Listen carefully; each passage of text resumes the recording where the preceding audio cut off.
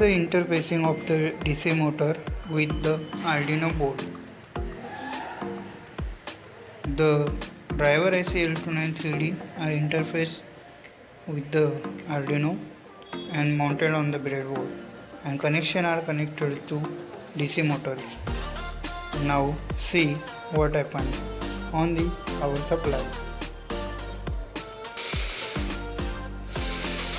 Motor is forward and reverse direction rotation.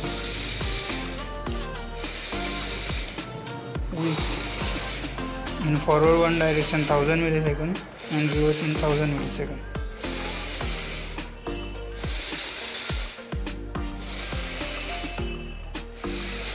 Thank you.